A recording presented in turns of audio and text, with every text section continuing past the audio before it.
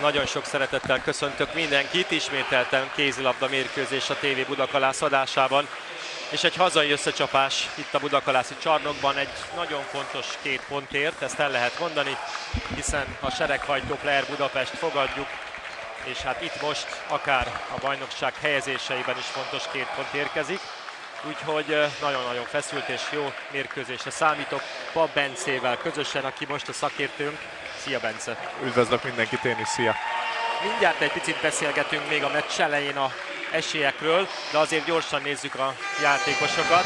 Ugye a Player Budapest csapatát látjuk majd sötétkék mezben, ők a vendégek, akik közül most a pályán majd 4-essel Zobocs Bruno Vili, 5-össel Srenjankovics Maxim, 7-essel Fekete Dávid, 8-assal Várszegi Csongor, 12-essel Kránic Zoltán, 17-essel Tóth Ádám, 20-assal Szunajkó Filip, 21-essel Simotics Mátyás, 24 Kokán Szabolcs, 27 Ács Péter, 29 Bak Ignacy, 32-essel Lena Javor, 33-assal Takács Ákos, 34-essel Vizler Máté, 47-essel Fotor Martin, és 97-essel Farkas Tamás.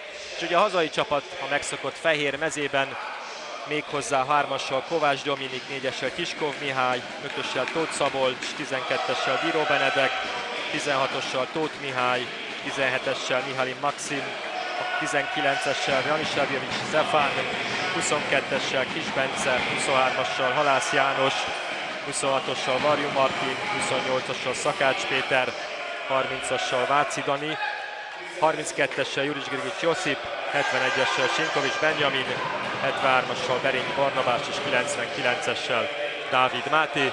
Tehát most ők, akik megküzdenek ezért a 2 pontért.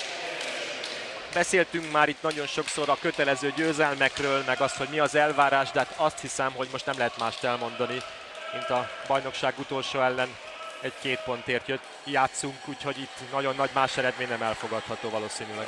Így van, igen, mindig ugye a kötelezően,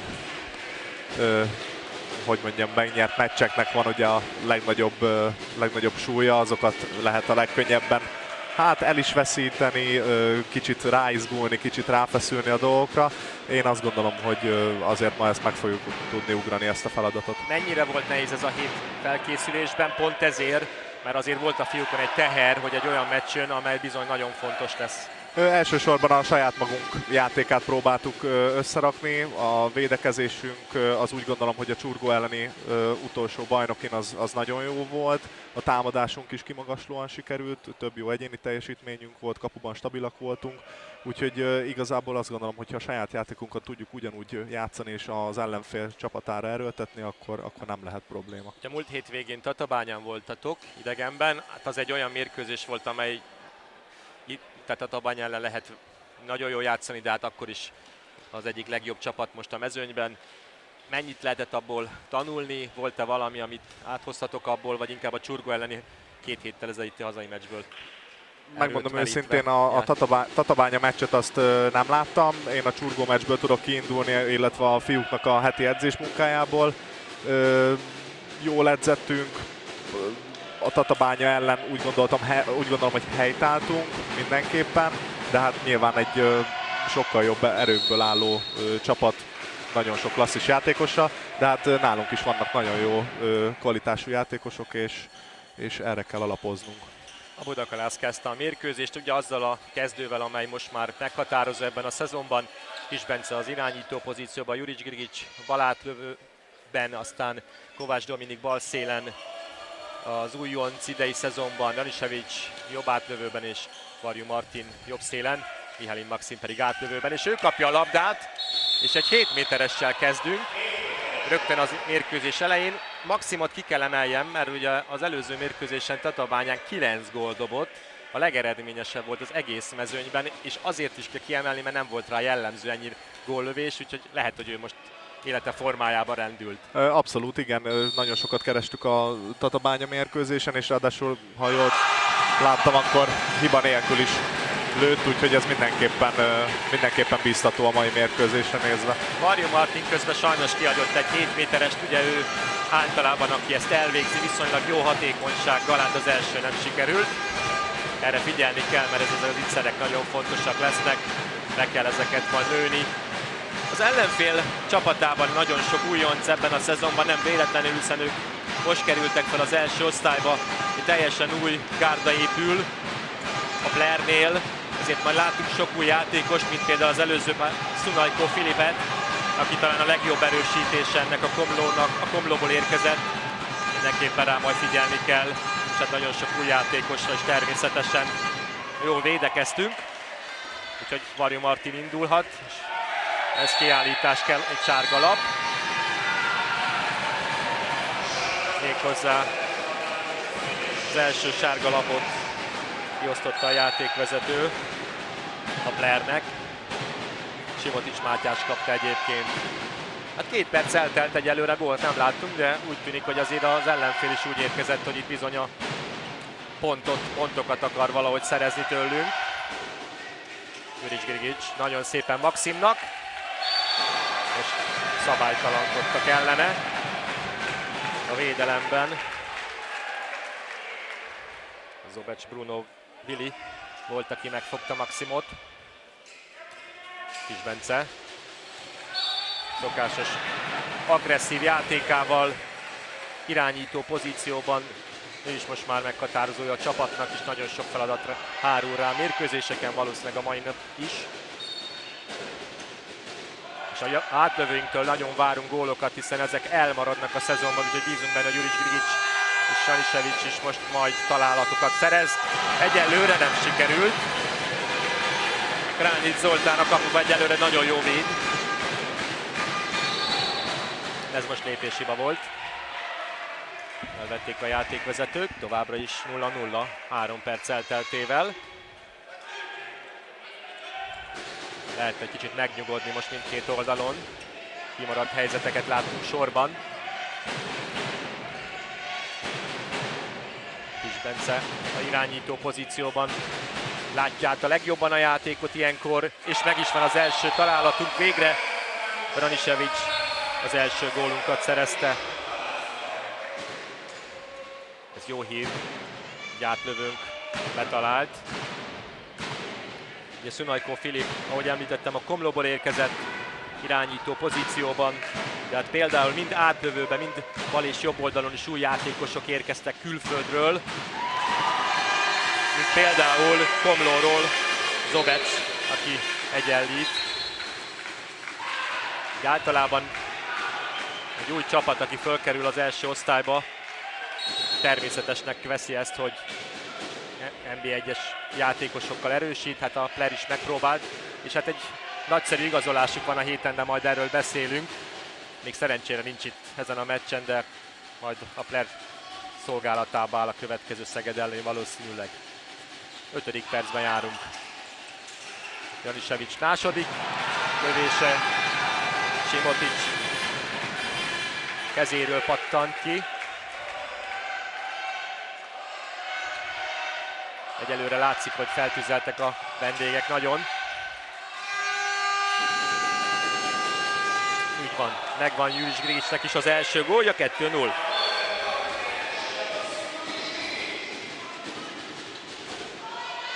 Szunajkó megy szélre.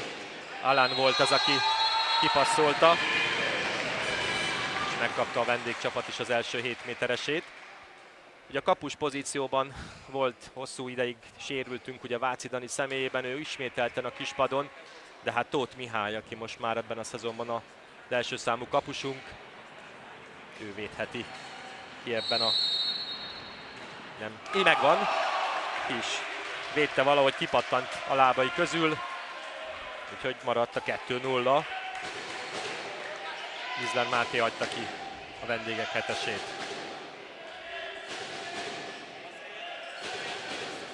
Hatodik perc, azért jól kezdődött ez a meccs, az első pár perc agresszív játéka után.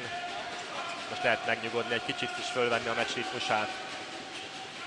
Kis Bence, megint Krányics védett, de most szerencsére visszapattan a labda. Egyelőre átlövésekből, meg betörésekből próbálkozunk. Kis Bence elindul, így kapott egyet az orrára. de szerencsére nem lett nagy sérülést, reméljük. Én is a segítség. 2 perces kiállítás közben Simoticsnak. Eléggé csúnyán oda nyúlt Kis Bence szemébe.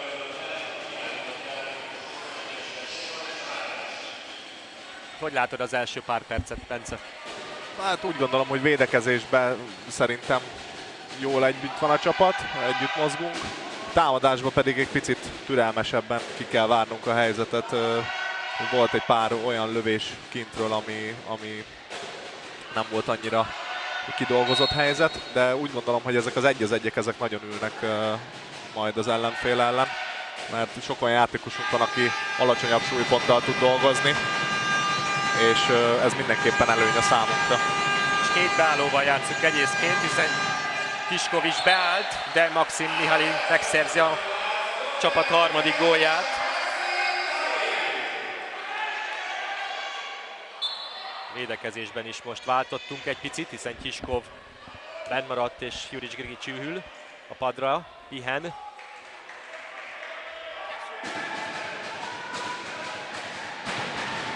Több külföldi bajnokságban játszó játékos volt, elvették a labdát, természetesen ez egy nagyon nagy technikai hiba volt.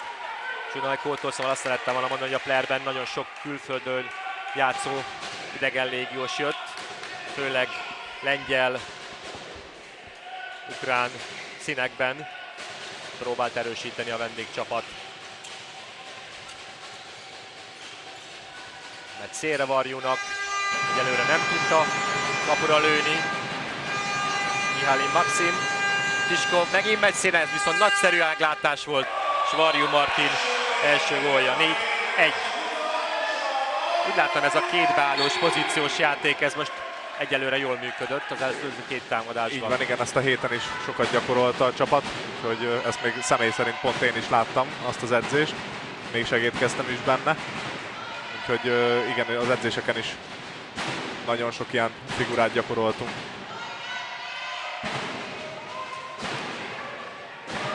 Megpróbálja Flair is járatni a labdát, de egyelőre pontatlanok a lövések. Alan Javor volt az, aki mellé lőtte. Még a kiállításból pár másodperc van, úgyhogy jó lenne ezt valahogy kihasználni. Meg is kapta Kiskov, nem sikerült felszedni a labdát, úgyhogy ezzel kiegészültek a vendégek. És Kiskov le is megy. Juric Grgic jön vissza.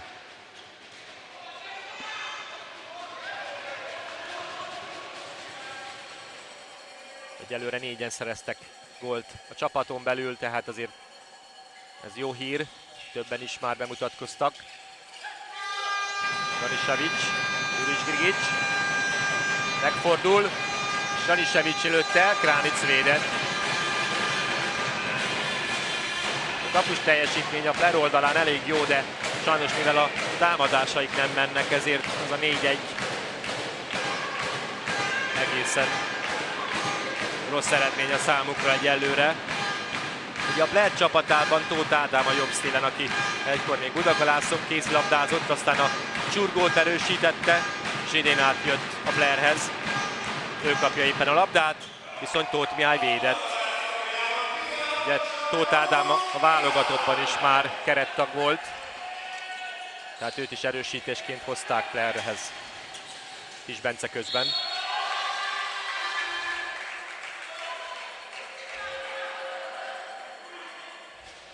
Ugye nagyon nehéz egy olyan csapatnak az első osztályban, az első szezonjában játszani, ahol az előzőek idényben viszonylag alacsonyabban rangsorolt, mondhatni így, játékosokkal állt föl. És ugye hát ezért is van az, hogy egyetlen egy pontot szereztek, de hát valószínűleg a Dabas elleni idegenbeli döntetlen az, amit fűti most a Playert, hiszen a Dabast sikerült megszorongatni, és őt egy pontot elhozni idegenben, az önbizalomra adhat okot. Így van, abszolút, abszolút. Nem azt mondom, hogy mindent egy lapra tesznek föl, de igazából tulajdonképpen nekünk van nagyobb veszítenivalónk, úgyhogy ők mindent meg fognak azért tenni, hogy megnehezítsék a dolgunkat. Közben nem sikerült az előző akciónk, úgyhogy jöhet a Player. Ugye azért látszik, hogy Fizikálisan talán mi vagyunk egy picit jobb erőben, védelemben, hiszen fiatal játékosokkal próbált az előző szezonban is, hát ezzel is sikerült feljutni az első osztályba, de hát idén ehhez több kell, hogy benn maradjanak. Szunajkó egyébként talán az meghatározó játékosuk lehet majd a Playernél, de hát egyelőre ma még ő sem mutatott sokat. Éppen mondom ezt, és közben gólt lő, 4-2.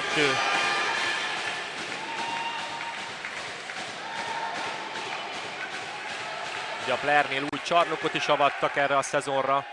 Minden adott egyébként, hogy ez a csapat akár első osztályú maradjon, tehát nagyon nehéz dolguk lesz. Így van, abszolút nekik van talán a legnehezebb dolguk. Azért még egy jó pár pontot kéne szerezniük ahhoz, hogy biztosnak mondható legyen a bennmaradásuk. Azért nekünk is van miért most küzdeni, hiszen 4 ponttól állunk csak 6 fordulót követően, úgyhogy kell a 2 pont. Kis Bence, Jurics Grigics, így van. Erős lövés volt, nem is nagyon lehetett fogni. Második gólja. És Tóth Ádám kapja szélre. Bepattintott a Tóth Mihály mellett Ádám. 5-3.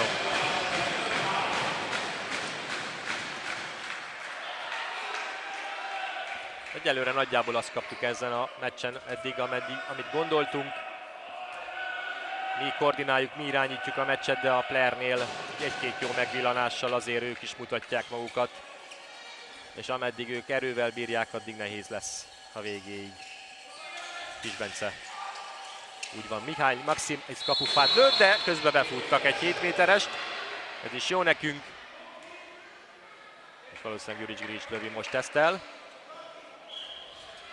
Az elsőt Varjú Martin elhibázta. Reméljük a második ez nem lesz hiba. Kránic eddig egész jól véd.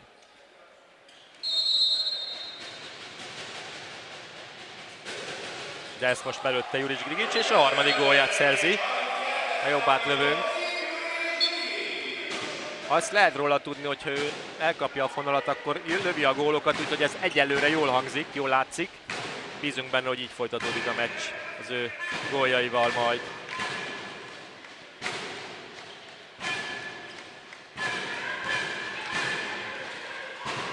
Nézzük a Player támadást. Egyelőre hibamentesen védekezünk, azt el lehet mondani. Nagyon jó, szépen tartjuk a játékosokat. A Várszegi Zsongor van egyébként most, akit most nagyon keményen Maxim a földre vitt. Ő még a tavalyi csapatból maradt a Playernél.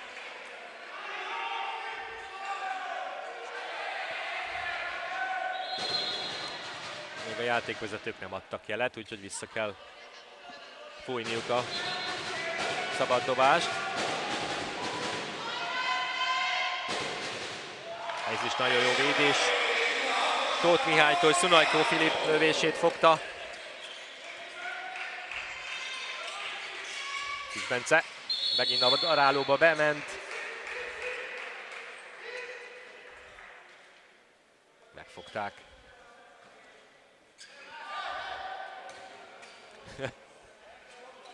Ez érdekes volt a Playernél. Szelnikov lerohant, aztán visszaszaladt. Kis Bence. Maxim. Nem volt egyszerű ezt megfogni. Ezt most nagyon fölé lőtte Jurics Grigics. Talán ez most nem volt egy olyan kidolgozott akció, mint az előző támadásoknál. 15. percben járunk, csak 3 hazai vezetés. Egyelőre nincs okunk aggodalomra. Akár ezt is mondhatom, mert tényleg a mérkőzés eddig a Budakalász szájíze szerint halad. Dávid Máté oda kapott. Talán az órába, a szájába vagy a szemébe az ellenfélnek. Elég szerencsétlen kapott. Ütés volt, szerintem pont belehajolt a Dámának a kezébe. Hát előfordul. Igen, Máté ezért párszor kap kiállítást, ezt láttuk tőle. az előző szezonban is, idén is. Hát, védekezésében ez benne szokott lenni. Igen, azért.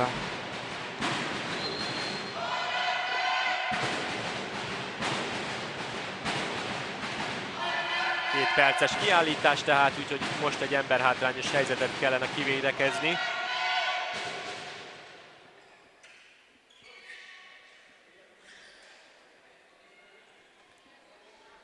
Ugye Komlóról, Csurgóról, Nekából, Ceglédről jöttek azok a játékosok, akik ebben a szezonban a Plert elősítik. Ugye feltett szándéka volt a klubnak, hogy a tavalyi szezonból felkerült csapatot muszáj megerősíteni, hiszen valószínűleg azzal a gárdával nagyon sokat nem tudtak volna elérni. Tehát ennek köszönhetően egy fantasztikus német játékost is, Christian Diesingert is leszerződtették, aki BL győztes, Európa-bajnok, olimpiai bronzérmes, szóval biztos vagyok benne, hogy a Player óriási szerződtetése lesz majd ebben a szezonban. Közben Tóth Mihály védett. Az, hogy nincs ezen a mérkőzésen még Diesinger, az azért van, mert nem sikerült még a nevezése, vagy a szövetséggel való egyeztetés, játékengedély. Való kiváltása még folyamatban van. Hát igen, mindenképpen óriási erősítés ez a Player számára. Aztán majd meglátjuk, hogy fog elsülni. Ugye ezen a mérkőzésen nincs itt még, ez talán nekünk még azért ezek jó hír is. Jaisevic, egyelőre keressük a lehetőséget, Kovács Dominik próbált jobb szélről, nem sikerült, úgyhogy ez most kimaradt. Még mindig tart a kiállításunk. De egyelőre 3 gólt kaptunk 15 perc alatt. Ez egy nagyon jó védekezés jelent. Várszegi. Egyelőre ők se találják azt, hogy pontosan milyen figurát is kéne játszani. Nagyon komolyan megfogjuk a sort. Új, ez fejbelövés volt. Tóth Mihály kapott egyet az orrába.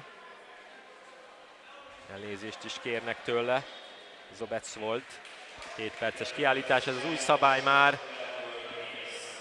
Az ilyen esetekben a játékvezetők nagyon nem szoktak mérlegelni. Nem volt szándékos, így alakult. De 2 perces kiállítás lett a vége, úgyhogy hamarosan mi leszünk majd emberelőnyben a következő támadásnál. Tóth Misi rendben van. De egyelőre le kell, hogy jöjjön. Most üres a kapunk ebben a támadásban. Kiskov ismételten visszajött. Megpróbáljuk újra ezt a 2 bejárós felállást. Mihalin. Juric Grigic. Ez egészen nehéz passz volt Juric Grigictől, azt éppen, hogy Kiskov megkapta. De még a miénk a labda. Most fogunk kiegészülni egyébként. Megy szélre Varjunak. Így van. Meg is van Varjú Martin második gólja. 7-3. 4 gólos vezetés. És most akkor Kránic fut le a kispadra, hiszen a Playernek van még 1 perc 10 másodperc a kiállításából. Így üres kapu mellett támadnak. A lengyel bak, aki most beállt újoncként ő is ebben a szezonban jobb átlövőben.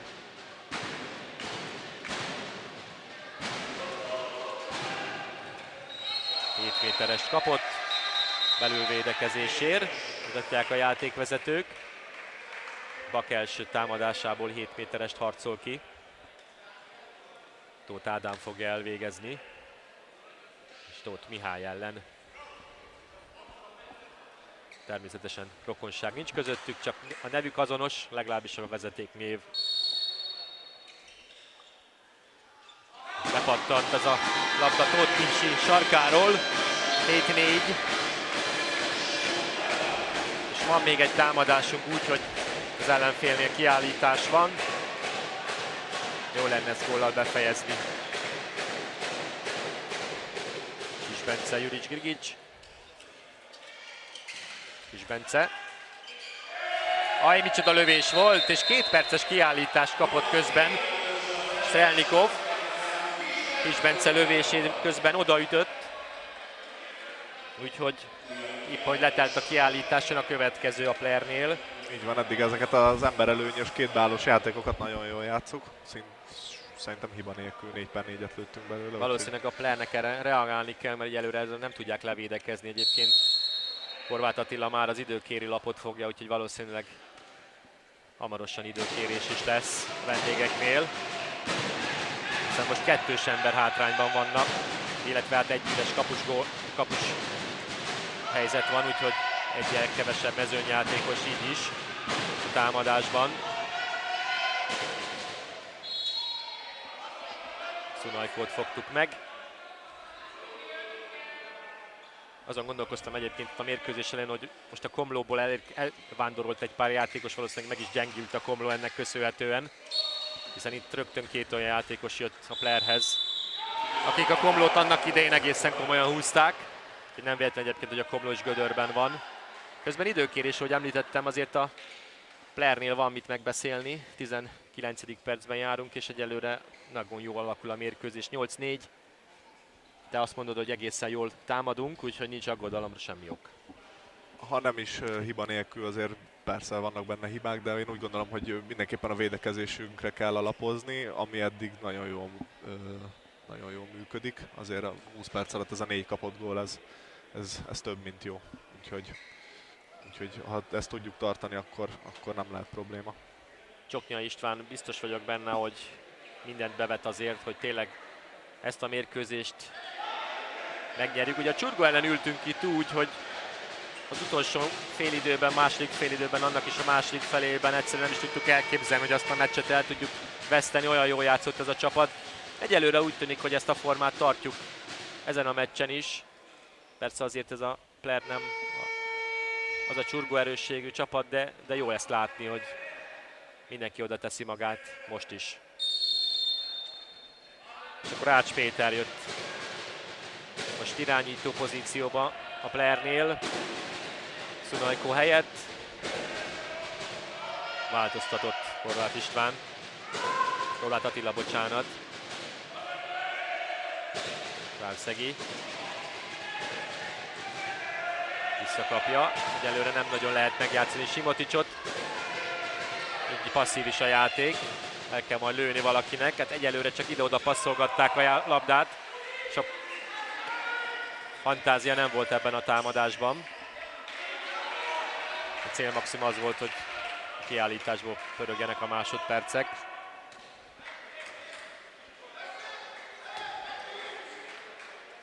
És akkor Sinkovics Benjamin is bemutatkozik ezen a meccsen, jobb átlövőként. Az első támadása. Kovács Bene. Dominik kapta a labdát, meg is szerzi a gólt. Ő is bemutatkozott a meccsen. A góllövő listára föl lehet őt is jegyezni. És a 20. percben 9-4. 5 gólos vezetés, az eddigi legnagyobb.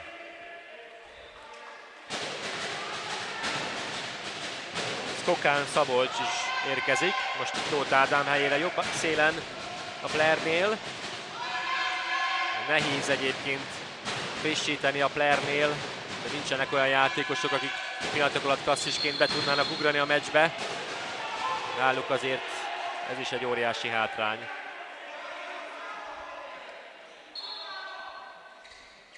És most akkor kiegészültek a vendégek is. Ács, Dobecs, Várszegi. Egyszerűen nem nagyon találják azokat a lehetőségeket, hogy lehetne ellőni a labdát. Nagyon-nagyon jó védekezünk, keményen nem engedjük őket. Abszolút a passzolás is nehézkes nekik, hogy kinek lehessen ezeket a labdákat leadni. Simoticsot teljesen kivesszük a játékból beállóban. Tehát ugye Dávid Máté és Maxim Mihalim érdeme.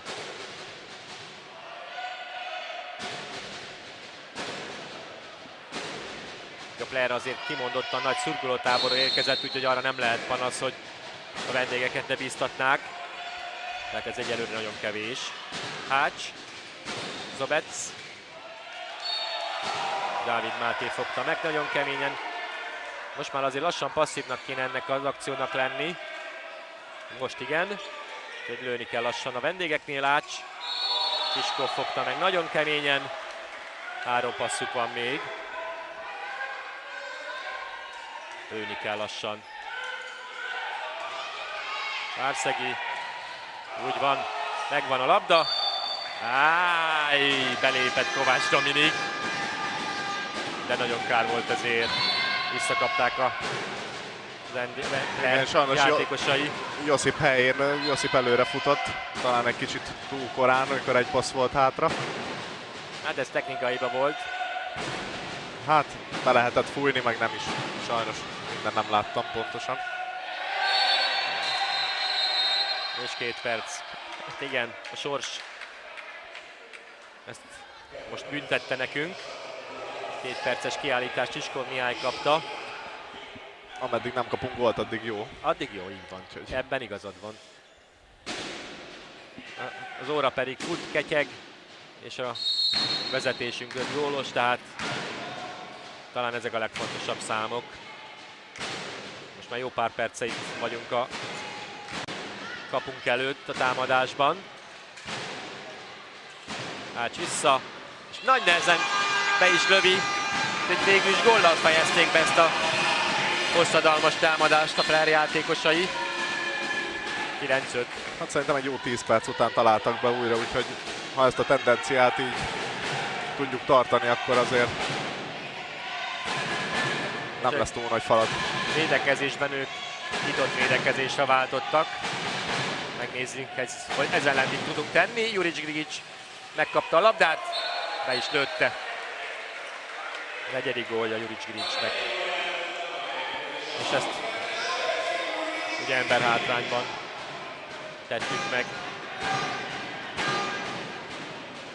5 gólos ismételten a vezetés.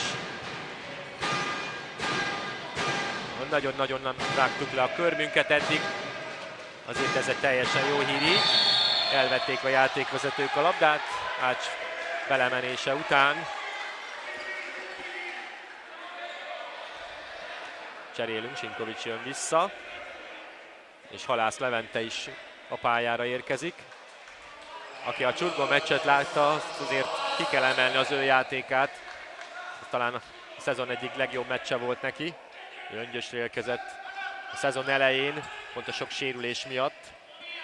És úgy tűnik, hogy most már azért ő is a csapat nagyon meghatározó játékosa lehet. Sinkovics, Halász, visszakapja Halász Levente. Sinkovics, passzív a játék, Kisbencének valami Beren rontott a falba, Bence.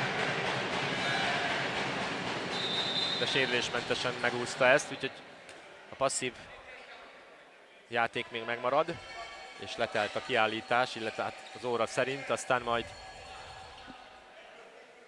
meglátjuk, hogy visszajön-e Tóth Mihály, vagy megvárjuk ezt a támadást most már így.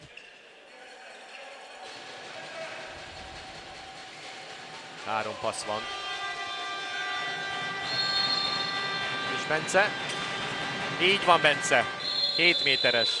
Nem hazudtolta meg magát Bence, egyszerűen magára vállalta és elindult és kiarcolta a 7 méterest. Ebben a szezonban, meg az előző szezonban is ezt nagyon láttuk már Bencétől.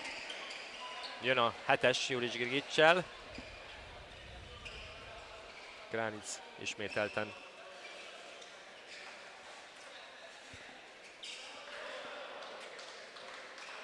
Megpróbálja majd ezt valahogy kihalászni, de egyelőre nagyon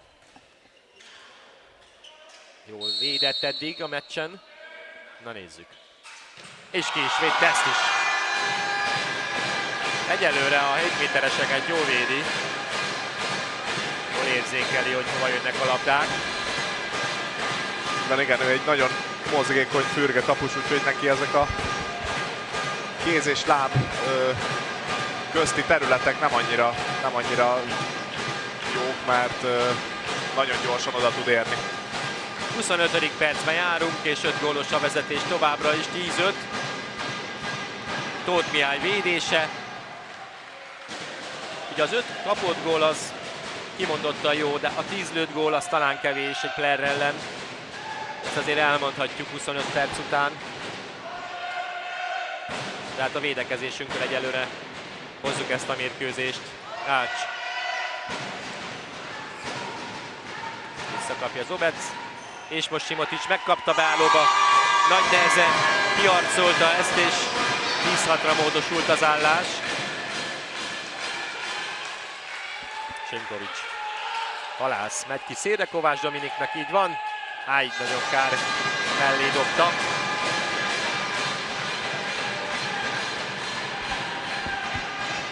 Most nagyon mi is megakadtunk a góllövésben, az előző percekben sajnos. Csoknya István valószínűleg időt is kér hamarosan.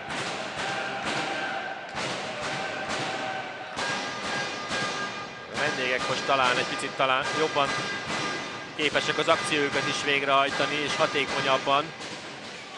Dávid Máté úgy hajtotta a fejére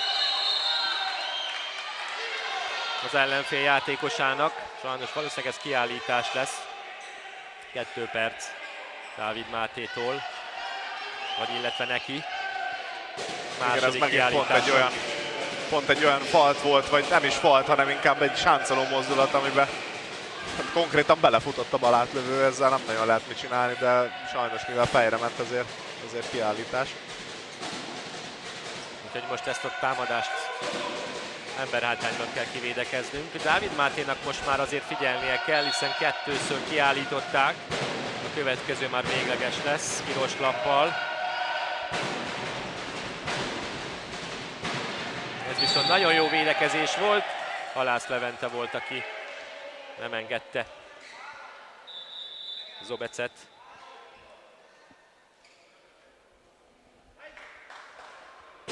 De hát most Dávid Máté 2 perc mellett, Halász Máté jött védekezni Sinkovicsal és Csiskovval. Talán nem a legerősebb falunk, de hát ők is erősek azért természetesen. Mindenki bemutatkozott már a védelemben, úgyhogy bízunk benne, hogy jók lesznek most. Ács. Megkapja vissza. Most ez nagyon jó volt, ez a védekezésünk. Simotics nem kapta meg a labdát, úgyhogy nem is sikerült átvennie. 4 perc van hátra a mérkőzésből, és van még kiállításunkból. Megint nyitott védekezéssel próbálkozik a Player. Bencét nem nagyon akarják, hogy támadásba kerüljön. Sinkovics. Kiskov. Visszakapja Sinkovics. Gyerünk Benji. Nagyon jó, végre gól Benjitől is. Az első a meccsen. Ő már a 7. játékos, aki gólt szerez az első félidőben a Budakalásznál. Úgy ismételten 5 gólos a vezetés. És fél perc van még a Budakalászi kiállításból.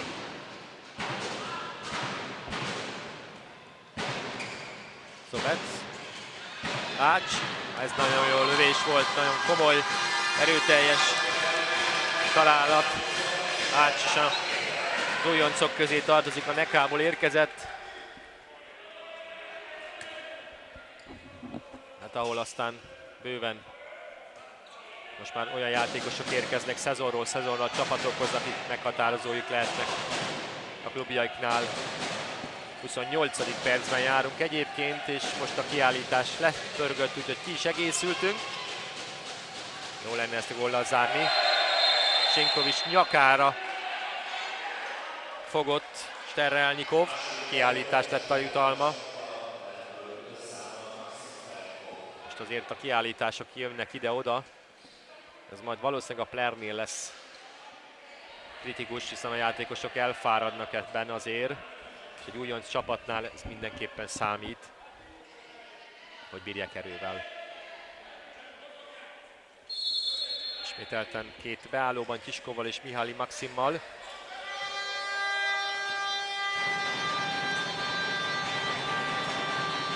Sinkovics, Kis Bence.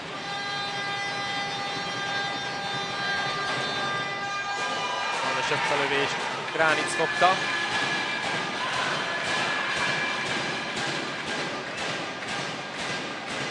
A játékvezetők most megállították az órát, az időt. A labdát kell megtörölni. Egészen nedves lett. Valószínűleg ezt kérte Zobec. 2 perc van hátra ebből a félidőből, 11-7.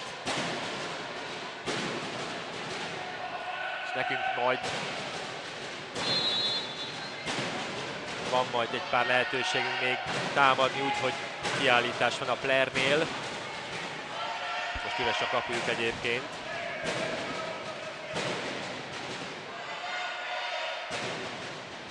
Fekete Ádám is jött a pályára, most ő vette át az irányító szerepét. Hács, Fekete. Hács, továbbra is bizonytalanok ezek a támadások, nagyon passzív is a játék, 3 passzuk van. Elvették a labdát a játékvezetők. Csoknya István kikéri az időt.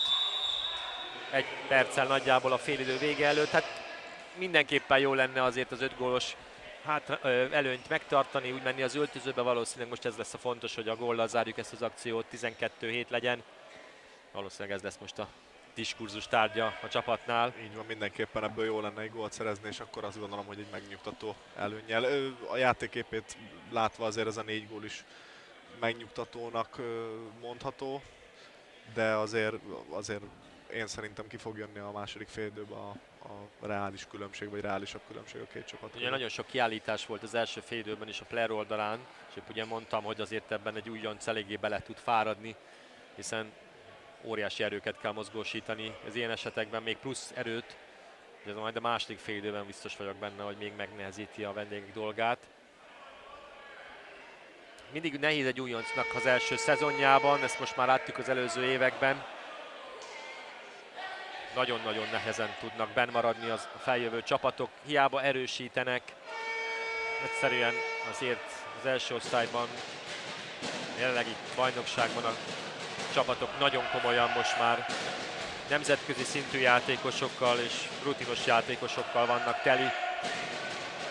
Így van, igen, bár azért ez egy elég kétélű fegyver, mert például, hogyha Kisveszprémnek a példáját nézzük, egy pár évvel ezelőttről ők viszont tulajdonképpen berúgták az NB1-nek a kapuját, de azért nyilván mindenhol vannak tehetséges játékosok, őrülük meg azt kell tudni, hogy nyilván nagyon sok-sok éve már együtt játszanak, tehát nekik így az összeszokottsággal nem volt konkrétan problémájuk. Ezt a támadást most már végig fogjuk tudni vezetni. Sinkovics lövése egyébként lepattant a blokkról. 40 másodperc van ebből a félidőből. Halász. Bepattan a Kránic lábai között. Nem volt sok hely, de Halász is betalált ebben a félidőben. A 8. Budakalászi, aki gólt lő. Kimondottan jó ezt hallani, és most már ebben a szezonban többször láttuk, hogy egyre többen tudnak is, képesek is gólt lőni a Budakalásznál. Az utolsó másodpercek vannak már csak hátra a félidőből. Egyelőre nem nagyon találja a csapat az ellenfél a lövéseket. Tóth Mihály. Itt is kaptunk egy 2 percet Tiskovtól az utolsó másodpercben. Tiskovnak is a második egyébként, sajnos. A második félidő lesz fontos. Tehát most már nincs más feladata a Blairnek, csak valahogy ellője ezt a szabad dobást. Ugye Bak talán a legmagasabb játékos a csapatban, úgyhogy ő fogja valószínűleg ezt elvégezni. Tehát azért nálunk is egészen magas a fal. Főleg Mihalin Maxim és Halász Levente nyújtózkodik.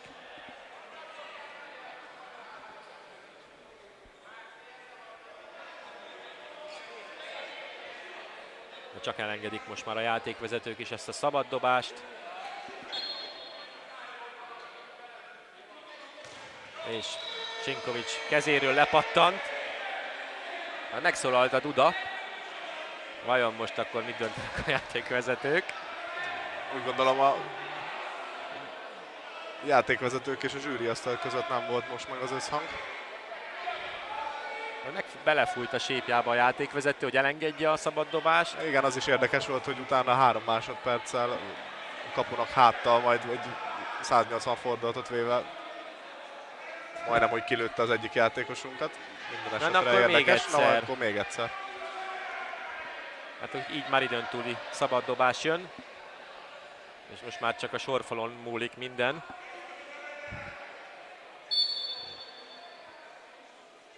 Fölélődte Bak.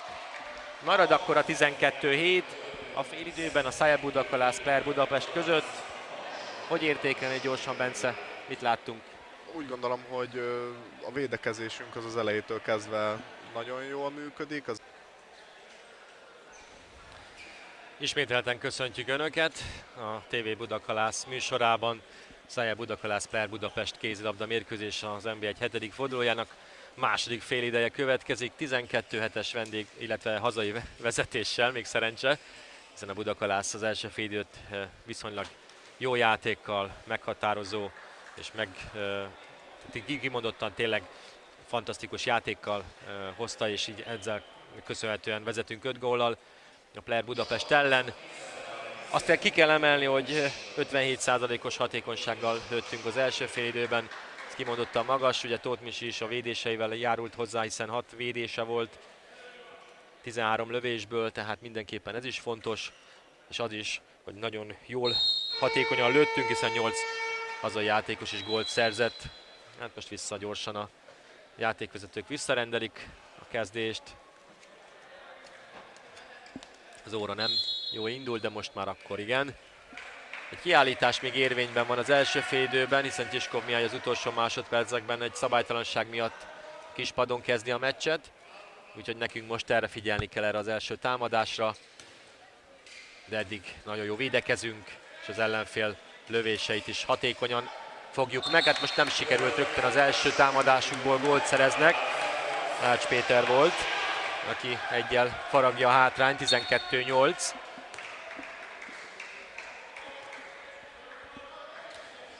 Mindig nehéz elkezdeni egy félidőt, természetesen attól függően, hogy éppen vezet vagy hátrányban van egy csapat. Most gondolom a Playernél van egy extra pár másodperc, amíg ugye ők megpróbálják ezt a hátrányt lefaragni. Nekünk meg az a célunk, hogy megtartsuk vagy növeljük az előnyt. Maxim Mihalin lövését Vaidi Kránic, ő is 6-ot védett egyébként az első félidőben 18 lövésből, az is egy komoly teljesítmény egyébként. Valószínűleg ezért volt az, hogy csak 12 gólon vagyunk. Hát a kapus teljesítmény volt a meghatározó a Playernél. Juric Gigic, Kis Bence. Kemény védekezést a Player is képes végigvinni. Majd meglátjuk, hogy erővel ezt a következő 30 percet hogyan. Maxim ellen fújnak a játék, illetve Maximnak fújnak szabad dobás, de hát 3 passzunk van, mert hogy passzív a játék. 2 most már. Juric Gigic kapufát lő. Majdnem vissza is jött a kezébe, de nem sikerült visszakarintani a labdát, úgyhogy a Playernek van lehetősége újabb gólt lőni. De nekünk ez a kiállítás még mindig forog. És meg is lövi Simotics az következő gólját, úgyhogy 12-9. Hát 2 perc alatt 2 gólt kaptunk. Mondanám, hogy az első félidőben nem volt ilyen hatékony a Player, mint az előző 2 percben. És erre mond még egyet az ember, hogy benn maradtunk az öltözőben. Hát jó lenne kijönni most már a pályára. Egy ütközés volt Mihalin és Ács között, úgyhogy megállt a játék. Föl kell pörögni a játékosainknak most azért, hiszen hirtelen 3-ra csökkent az előnyünk a félidő elején. Ugye mi beszélgettünk még az első félidőben arról, hogy ugye ez a csapat legalábbis az ellenfél oldaláról majd valószínűleg fáradni is fog.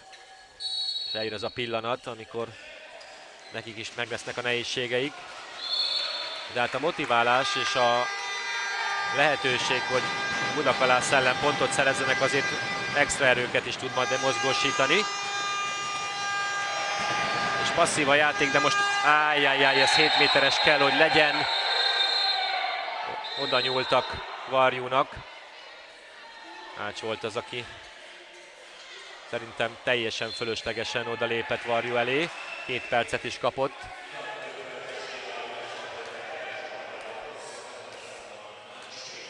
Jól van, azért Martin fölállt.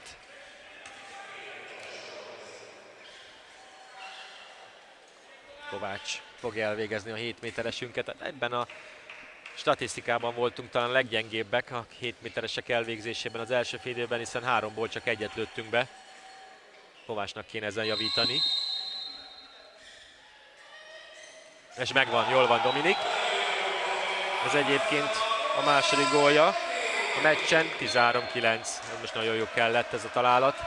3 perccel a második fél idő kezdése után. És akkor Sunajko Filip visszajött irányítóban, az első fél idő nagy részét ő játszotta végig, aztán picit pihentették.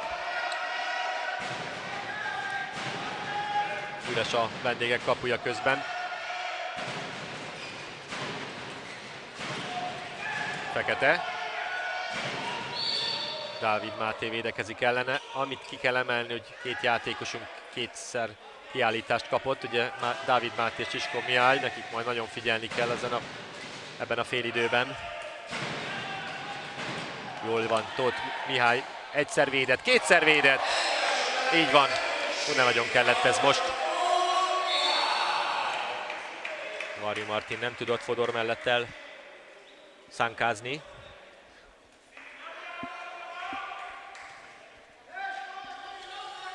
Ugye Juric Gigic volt a legeredményesebb az első fél időben 4 góllal, a valátlövőnk egészen sokat volt akcióban. Így ment jó a labda Varjúnak, megpattant egy védőn, és közben 7 méterest is kapott Martin. Azt reklamálja, hogy azért megfogták, és ugye ez veszélyes volt, de ezt a játékvezetők most nem látták úgy, hogy ezért is kiállítást adjanak, úgyhogy Kovács Dominik gyorsan még egy hetest elvégezhet, és ezzel visszaállíthatja az 5 gólos különbséget, ahogy indult a második félidő.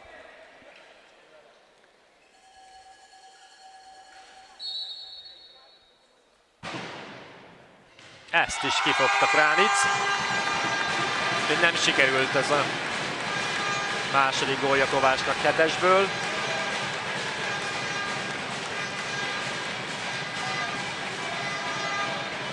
A 35. percben járunk, és kiállítás a Player oldalán lassan véget ér. Jaj, micsoda hiba volt ez! És egy üres kapus gól, így van. Hát ez egy rutintalanság volt. Fekete Ádám magyarázott, közben nem figyelt, hogy jön a labda felé. Ezt a korosztályos játékos sem követheti el, nem egy bajnokságban. És itt akkor az 5 gólos különbség.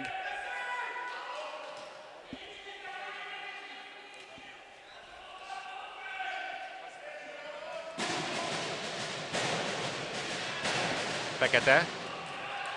Ezt most belőtte. 14-10. Meg kell kicsit pörgetni a játékot, úgy tűnik, hogy ez most jól működik.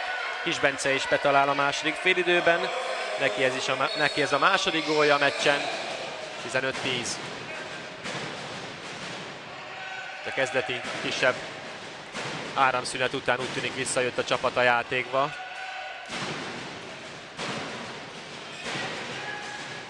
Fekete harcosan próbált elmenni. Maxim mellett nem sikerült neki, úgyhogy ismételten próbálják ezt az akciót végig támadni. Mellé pattintott Fekete.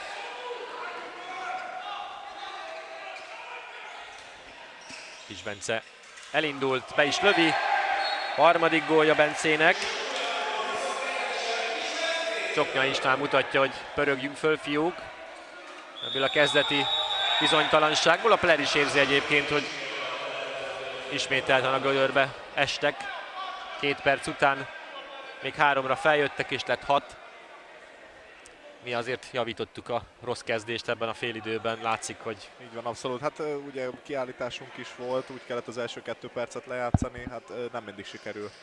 kivédekezni ezeket az emberhátrányos szituációkat, de utána, amikor labdánk volt, akkor most így sikerült megfutni az ellenfél csapatát. És hát látszik is, hogy azért ez egy hiányos pont, és ez adódhat nyilván az összeszokottság hiánya miatt is, hogy azért a visszarendeződés az nem sikerült most nekik olyan jó. Az érdekes kérdés lehet, hogy amikor bemész egy öltözőbe, vezet a csapatod 5 góllal, egy edző mit mond? Hogy menjél ki a második félidőre? Mi az utasítás? Mert most valami nem úgy történt valószínűleg, amit Csoknéjestan elmondott a félidőben. Nyilván úgy, hogy ne adjunk alá. Tehát ilyenkor félidőben tulajdonképpen a másik félidőben egy új mérkőzés kezdődik 0-0-ról, nyerjük meg. Tehát nem is lehet kérdés, hogy meg akarjuk nyerni, tehát még véletlenül se itt az eredménynek arról a megtartásáról van szó, hogy nem is akarunk már gólt lőni. De hát nyilván növelni akarjuk, amennyire csak tudjuk, de egy idő után viszont már tényleg figyelni kell arra is, hogy ez a különbség ez állandósuljon. A Pler is elkövetett egy jó pár hibát az előző percekben, hát ugye ezért is kellett Horváth Attilának időt kérni, mert a kezdeti jó pár perc után sok-sok hiba jött a vendégek játékában. Ács, ugye ő 2 gólos volt az első félidőben, ő próbált valamit hozzátenni a csapat teljesítményéhez. Szobec, és beállóban elvették a játékvezetők, belépett Simotics, úgyhogy nem adták meg ezt a gólt. Micsoda passz volt ez, így van. Mihály Maxim második gólja a meccsen. Ugye említettük még a találkozó elején, hogy a Tatabánya ellen 9 gólt lőtt. Egy olyan csapat ellen, amely a bajnokság 3. helyén áll, nemzetközi porondon szerepel, úgyhogy kimondottan jó teljesítmény. Hát a mai napon mindenki még hozzátesz azért, több góllal. Dávid Máté volt kemény, védekezés, az ő területe. 2 kiállítást kapott egyébként az első félidőben, úgyhogy figyelnie kell.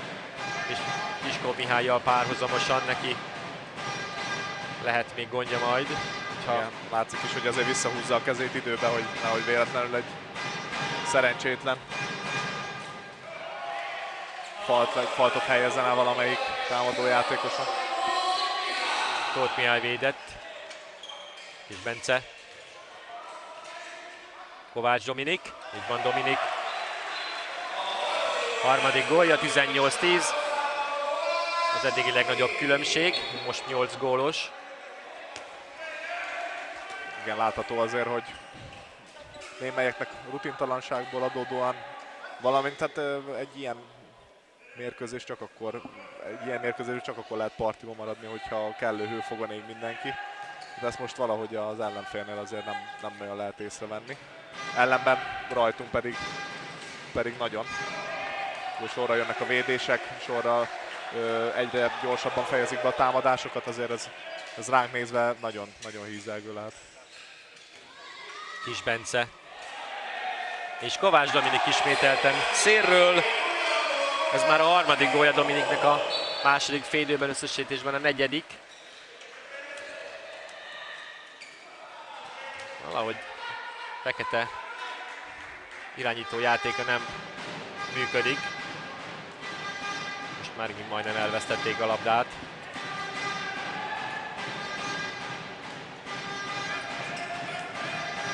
Ács.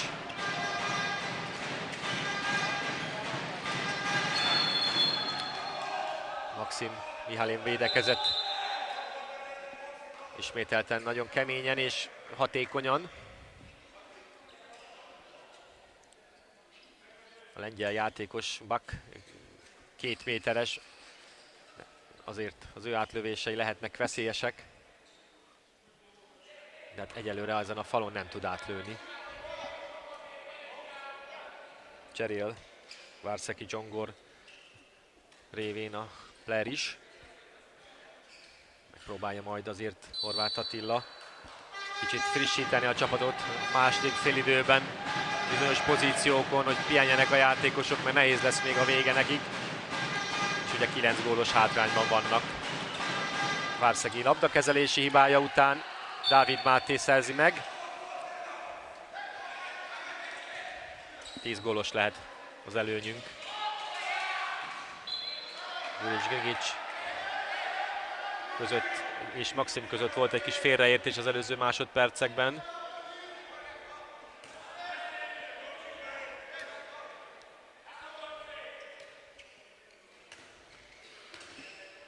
Ranisevic is keveset tett most eddig a meccshez hozzá, de nem is nagyon kell neki, mert szélről nagyon jók vagyunk, és addig nincs semmi baj, amíg ennyire vezetünk.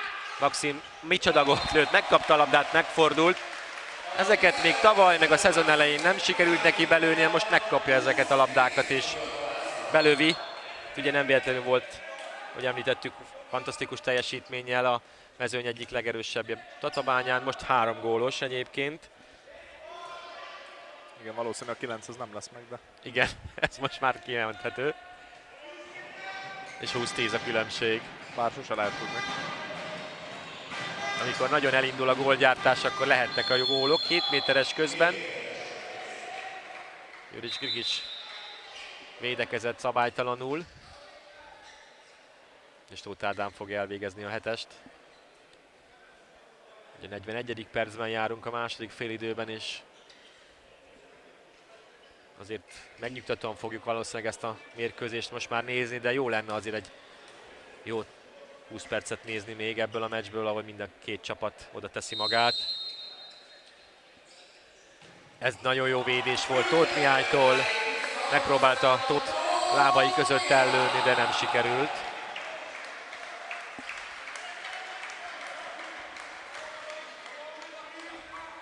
Ranisevic, Varjú Martin, Kis Bence.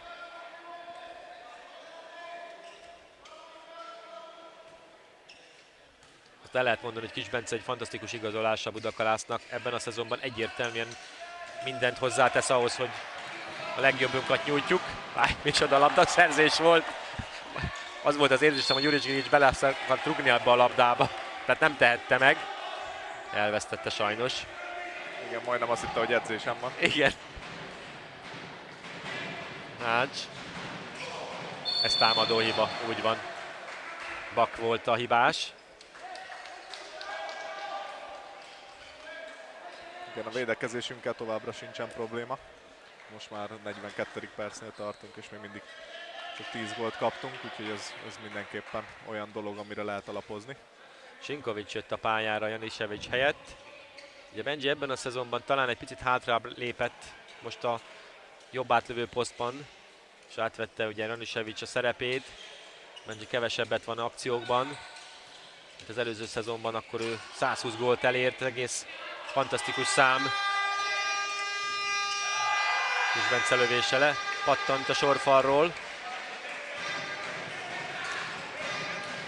Várszegi. Ács. Ki szélre, Tóthnak belőtte. Közben Váci Dani érkezett a kapuba. Hosszú-hosszú sérülés után Dani ismételten harcra lépett a második félidő közepére. Tóth Mihály pihen. 44. perc és 9 gólos vezetés. 20-11. Sinkovics. Nem, hát ezt most miért nem lőtte el, vagy ha lelőtte, akkor jó lett volna jó passzolni. Hát nem tudom, amit Kis Bence ezen a meccsen kap, az fantasztikus, ahogy ezekbe belenép ezekbe a résekbe, és mindenki gyötri. Igen, mondjuk ő szeret is oda menni a pofonért, mondjuk neki oda is kell, úgyhogy... Igen. Azért megnézném, hogy ő milyen foltokkal megy haza ilyen meccs után. Biztos van egy pár kék-zöld folt, amit kap a meccsen. Valószínűleg igen. Hihetetlen milyen bírása van Kis Bencének. De hát ebben a mezőnyben nagyon ritkán látunk ilyet egyébként. Hogy valaki ennyire harciasan irányítóként játszik.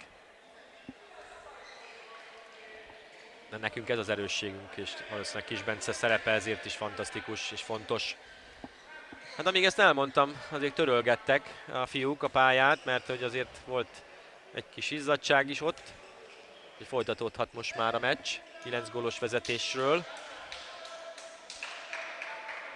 A hangulat egy picit leült egyébként a Player oldaláról is, még az első fél időben nagyon buzdították őket, most mintha a szurkolók is belenyugodtak volna már ebbe a meccsbe. És egy Juric Gigic gól, az első, a második félidőben, ezzel 5 találattal vezeti a hazai mi góllövő listánkat. De egész meccsen is ő a legeredményesebb. Közben Simotić találatával ismételten 9, 21-12.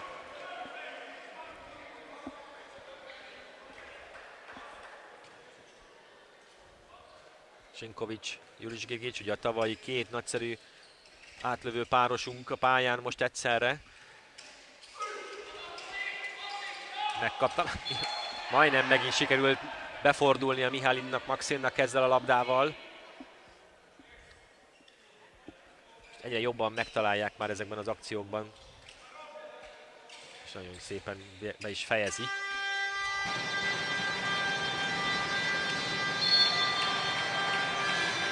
Kis Bencét fogják. Nagyon keményen. Továbbra is, és időkérés. Csoknya István gondolt egyet, hogy most azért érdemes egy-két dolgot megbeszélni. Ugye a második félidő derekán járunk.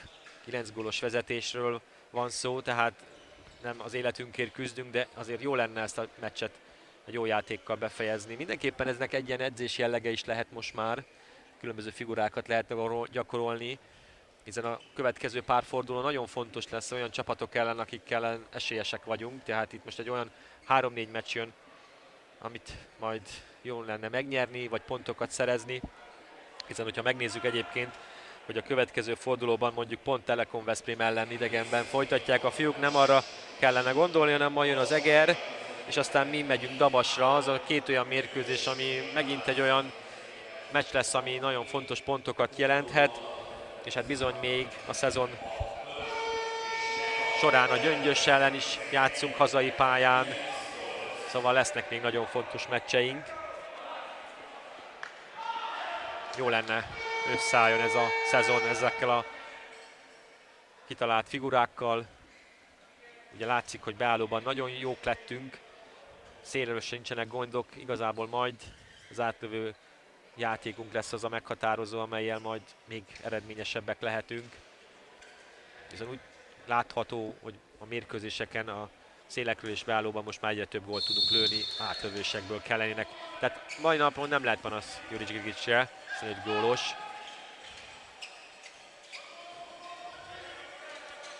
Sinkovic, Kis Bence.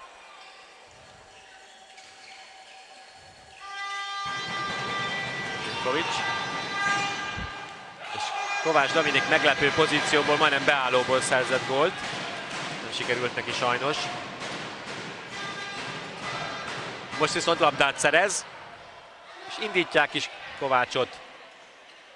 És ez sem sikerül sajnos. Volt egy kapuscsere egyébként, Takács Ákos védett.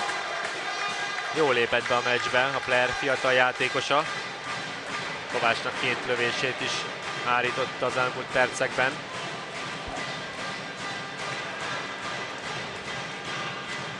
Várszegi. Váci kezébe landolt a labda. Varjú Martinnak egy pontos passz, és Varjú Martin megszerzi a harmadik gólját a meccsen. Amit tudunk Váci Daniról, hogy ezeket a passzokat fantasztikusan tudja szinte oda varázsolni a szélsőink kezébe. 22-12. Ugye Váci Dani évek óta meghatározó játékosa a Budakalásznak, és az ő kiválása aggodalmat okozott egyébként. Ugye Bíró Benedeket kellett mozgósítani, de hát ő is nagyon jól teljesített, és most már nagyon várjuk, hogy Váci visszatér, és felépült a sérüléséből, újra a játékba lendül. Nagyon jó, fontos szerepe lesz majd a következő találkozókon. 22-13 közben egy újabb Player góllal. Talán most a védekezésünk se olyan brillírozó, mint az első fél időben, de hát a vezetésünk mellett azért még ez belefér. Varjú szélről, be is lövi. Varjú Martin, 4 gólos. 23-13. Hát belerohant Sinkovicba, de A játékos vezetők ezt engedték tovább, az azt jelenti, hogy 14. góljukat lövik a vendégek.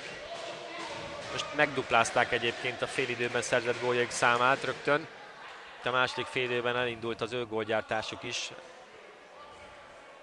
De hát ekkora vezetésnél tényleg érthető, hogy mi is egy kicsit kevésbé figyelünk már annyi a védekezésre, de hát nem lehet engedni azért ezeket. És Bencét megint megkönyöklik. Piros lap? Igen, piros lapot kapott az ellenfél játékosa, Simotics Mátyás.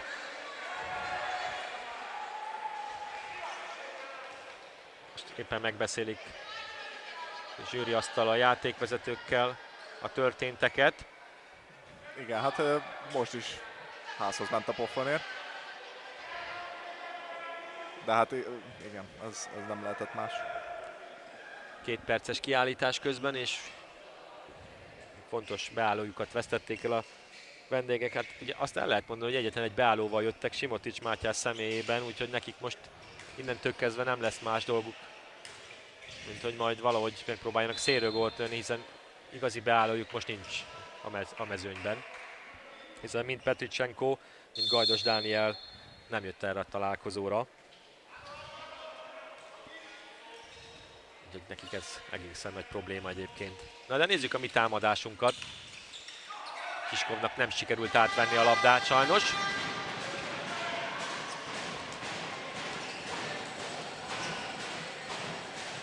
És Strelnikov lesz egyébként, aki beállóba játszik. Hát nem megszokott pozíciójában a Plernél, de ebbe is megmutathatja, hogy miért szerződtették. Egyébként Svájcban játszott másodosztályban, onnan érkezett.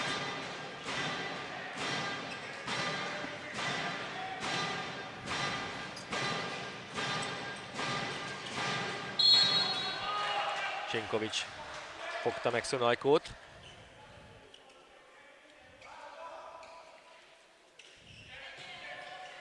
Egy perc van még a kiállításunkból üres, illetve az ő kiállításukból üres a kapujuk egyébként.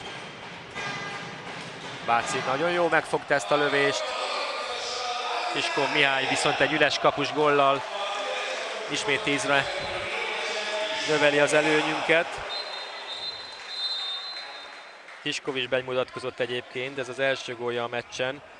Úgyhogy egy újabb játékos, aki gólt szerzett. Ugye a Csurgó ellen is elmondhattuk, hogy szinte mindenki a kapusokon kívül gólt szerzett. Az egy óriási teljesítmény egyébként egy csapaton belül, amikor minden mezőnyjátékos gólra képes, és be is talál.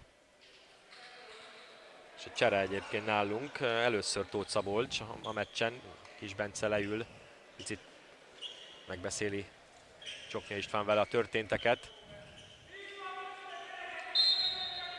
És Szakács Péter is majd betésre kész egyébként nálunk.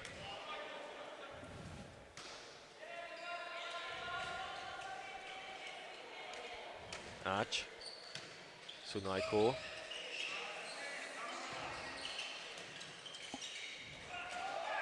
Váci, ezt nem tudta megfogni Szunajkó lövése.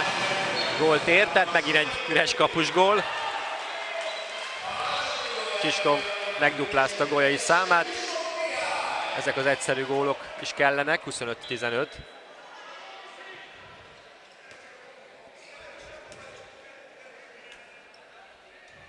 Az 50. perc kezdődik. 10 gólos vezetés. A győzelmünkhöz most már azért nem fér kétség, inkább az lesz a lényeges, hogy hogyan tudjuk magunkat egy kicsit még motiválni ebben a félidőben, ebben a meccsben. És akár a 30 gólt is elérhetnénk. Tóth Szabolcs tehát irányítóban most Kis Bence helyett, és akkor Szakács Péter is érkezik, Varjú Martin cseréli jobb szélen, úgyhogy ő is akár góllövő listára kerülhet.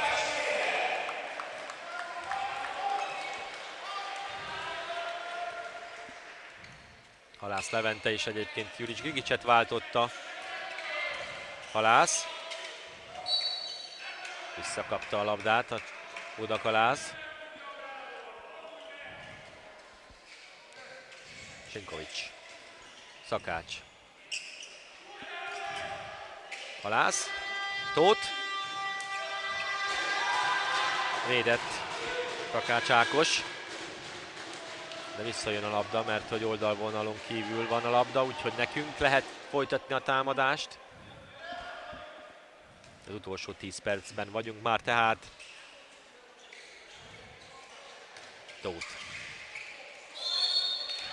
Kis Bencével alkotják most az irányító párosunkat. És jó azért látni, hogy Kis Bencének is van valaki, aki képes helyettesíteni. Arról van szó. A 2 perces kiállítást kapott talán Tóth Ádám, igen. Hát ahogy kiegészültek Tóth Ádám hibájával újra, emberhátrányba kerültek a vendégek.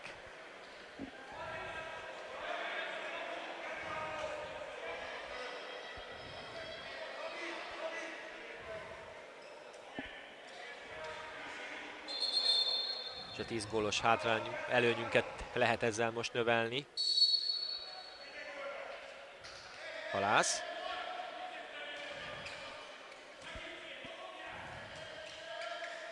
Horváth Attila próbálja a kispadról fiúkat, a vendégeket lelkesíteni, hogy mozogjanak, mert nagyon állandóan a pályán. A Szakács Péter is bemutatkozik. Bejött és gólt lőtt. Lassan ismét ott vagyunk, hogy majdnem mindenki betalált. Tóth Szabolcs még ugye most mutatkozott be, ő neki így nincs gólja. És még Berényi Barnabás jöhet, vagy Dávid Máté, aki még nincs a góllövő listán.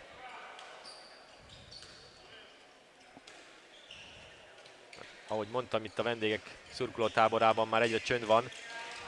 Nem igazából látják, hogy mit lehetne még hozzátenni a csapatjátékához. Hát ez viszont egy nagyon szép akció volt. Talán a mérkőzés legjobb támadása. Vízler Máté befejezésével ezt lehet tapsolni. 26-16.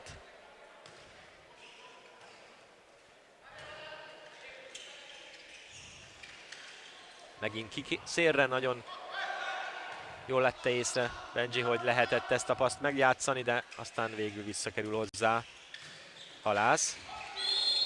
Elvették a labdát, kim volt már.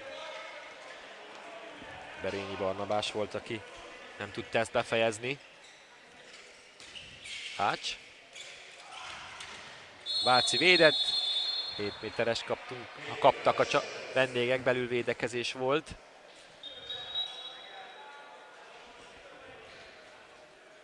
Kicsit olyan edzőmeccsre változott ez a találkozó, nem tudom, hogy látod. Nekem az az érzésem mindkét padon, mintha így folyna most a mérkőzés. Hát igen. Nem is tudok nagyon több mindent hozzáfűzni. Kicsit azért lecsillapodott az a kezdeti nagy hevesség, és talán a piros lap után még jobban realizálódott tulajdonképpen mindkét csapatban, hogy itt ki fog ma nyerni. De hát nyilván nem nehéz megmondani, úgy gondolom, hogy azért 7 perc alatt ez az előny, ez közel sem fog olyan mértékűre olvadni, hogy izgulni kelljen. Közben Bíró Benedek volt, aki 7 méteres próbált fogni, nem sikerült neki, úgyhogy 10 gólra került, 10 gólon belülre került a player. Közben Váci Dani visszasétál a kapunkba. Halász lövését fogja Takács. Tunajkó. Ács. Kiszérre.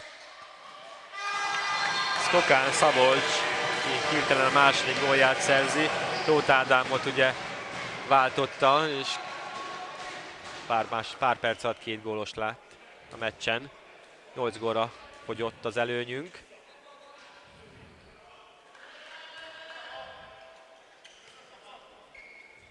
És az 54. 55. percben most már azért mérkőzés utolsó pillanataiban nyugodtan nézhetjük a találkozót. Csinkovics, Tóth Szabolcs pontatlanul passzolt egy pillanatra, úgy tűnt, hogy elveszítjük a labdát. Kiskov került a földre. Stelnyikov volt, aki lebirkózta őt.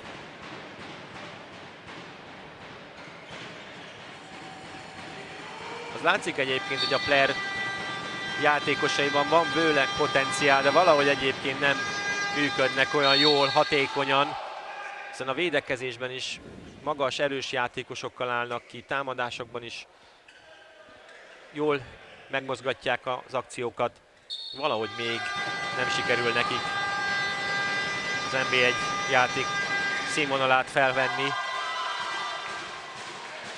Visszaszereztett Tóth Szabolcs 3 vendégcsapat játékos között. Ez érdekes szituáció volt, és akkor ő is bemutatkozott, ahogy említettem, még nem volt gólja Szabolcsnak, most ő is szerzett egyet. Nagyjából ez jellemzi így az egész mérkőzést, hogyha egy akcióval össze kellene foglalni. Az utolsó 5 percben vagyunk most már.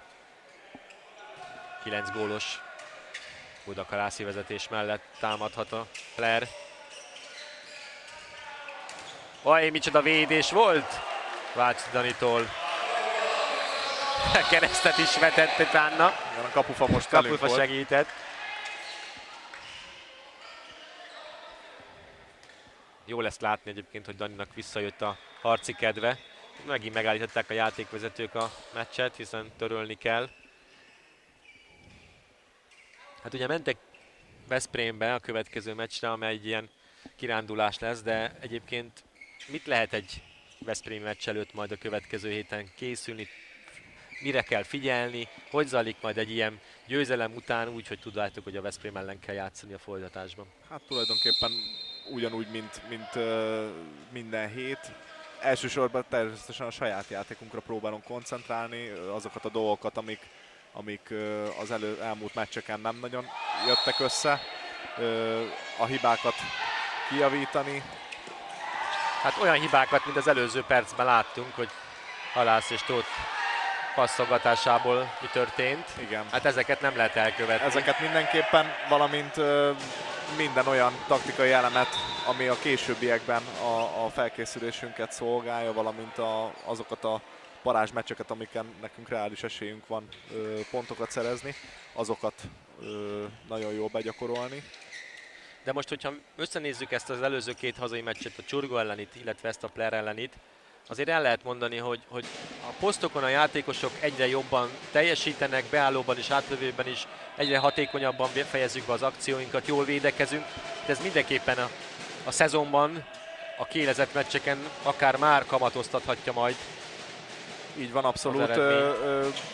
Jó azt látni, hogy mindenki, aki esetleg a kispadról beszáll, így a 15-20. perc környékén, vagy esetleg bármikor, hogyha az utolsó 2-3 percre a mérkőzésbe, akkor igenis hozzá tud tenni az eredményhez, és jó dolgokat tud csinálni, ez mindenképpen pozitív. És hát elképzelhető, hogy nyilván egy Veszprém és egy Szeged elleni meccs az nem feltétlenül csak arról szól, hogy minden olyan játékot begyakoroljunk, hanem aki esetleg egy kicsit kevesebb játék lehetőséget kap, az többet tudjon játszani. Közben 8 gólra fogyott az előnyünk ismét. 3 perccel a vége előtt Csenkovics. Ezt most nagyon nem volt egyszerű Csiskovnak felszedni, nem is sikerült neki, de szabálytalankodtak ellene. Tóth maradt a pályán, most ugye Kis Bence inkább pihen, nem is valószínűleg beveti majd Csoknyai az utolsó percekre. Halász lövését Takács végte. A fiatal kapus egyébként most nagyon jól megmutatta magát a Flairnél, és sokat védett, ahogy egyébként Váci Dani is. Nagyon rutinosan visszafogta ezt a támadást, nem kell rohanni sehova. Lassan az utolsó 2 perc kezdődik.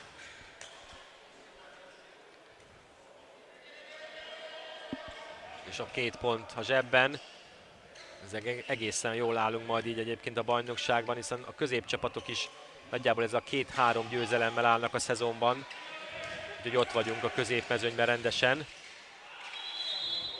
Szakács, illetve nem. Berényi Barnabás volt, aki a földre került. Majdnem a Petinek a pozíciójába. Igen, azt néztem, hogy a ráadásul még bal kézzel is lőtt igen, el, a bal szélsőnk a jobb szélen próbálkozott. Tóth. Csiskov. Új, 3 ember között. Hogy lőtte ezt el? És gól. Hát Csiskov is tud varázsolni. 3 gól az ő neve mellett is. 28-19.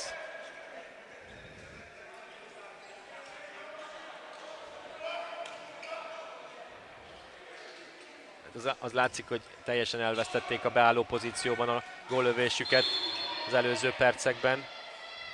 Miután Simot is ott kiállították, közben sajnos egy rosszul leérkezett Ács derékfájást látunk, sajnos eléggé csúnyának tűnik. 2 perces kiállítás Halásznak. Ezekért nagyon kár egyébként. Valószínűleg nem volt ez durvaság, rosszul mozdult egyébként Ács, de azért föl tud állni, jól van.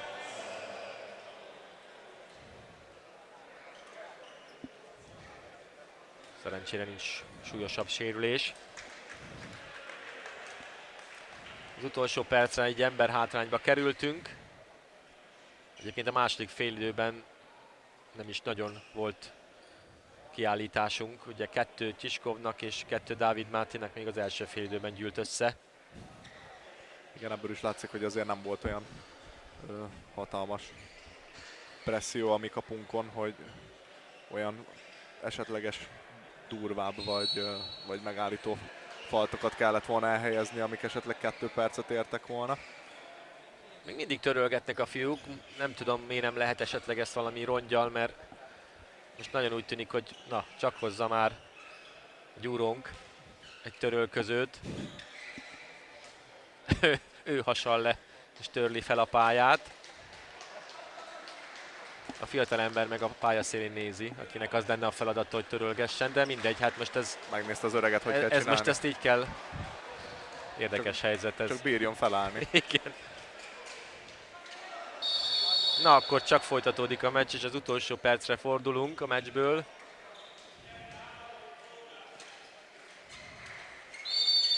A játékvezetők elvették a labdát. Tiskov vissza kell, hogy adja, hiszen a játékvezetők nem adtak még engedélyt, szabad dobást elvégezzük.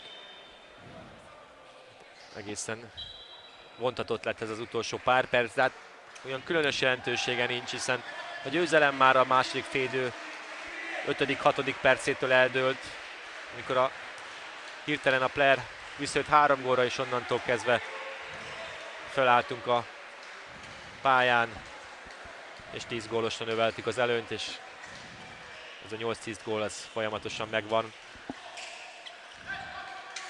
Tóth, Szakács, belövi, és így lesz 10 gólos a különbség. És nagyjából ez most már a meccs utolsó akciója, vagy utolsó lehetősége volt, illetve hát majd még egy a Playernél, de ezt Váci kivédi. Úgyhogy ez a mérkőzés győzelemmel ért véget, hoztuk azt, amit vártunk a csapattól, 29-19 a Szaja Budakalász győzött. 2 pontot ért ez a csata, fontos 2 pontot a bajnokságban. A Player Budapest pedig valószínűleg csalódottan megy haza, hiszen ők valószínűleg jobb eredményt vártak, de hát ez a mi meccsünk volt. Csapat ünnepel, Pap Bencét meg egy kis értékelésre kérem, hogy hogyan láttad ezt a meccset. Én úgy gondolom, azt vártam, vagy amit most itt láthattunk előzetesen. Egy sima győzelmet arattunk, jó kapus teljesítménnyel, jó védekezéssel, összességében jó támadással. Nyilván mindig van mit javítani, azért hibátlanul nem lehet lejátszani egy mérkőzést, de szerintem a lehető legkevesebbet hibáztuk, a lehető legtöbb olyan dolgot meg tudtuk valósítani, amit a meccs előtt megbeszéltünk, úgyhogy összességében a várt eredmény született. Úgyhogy gratulálunk a csapatnak, egy újabb hazai győzelem. Említettük, következő héten a Telekom Veszprém ellen játszanak, majd aztán hazai pályán folytatódik a bajnokság, egy nagyon fontos összecsapással az Eger ellen, úgyhogy szerintem akkor is érdemes lesz kijönni, és mi is itt leszünk. Úgyhogy ezzel a győzelemmel köszönöm Pap Bencének is a közreműködést, és önöknek a figyelmet, úgyhogy a viszontlátásra, a viszonthallásra. Viszonthallásra.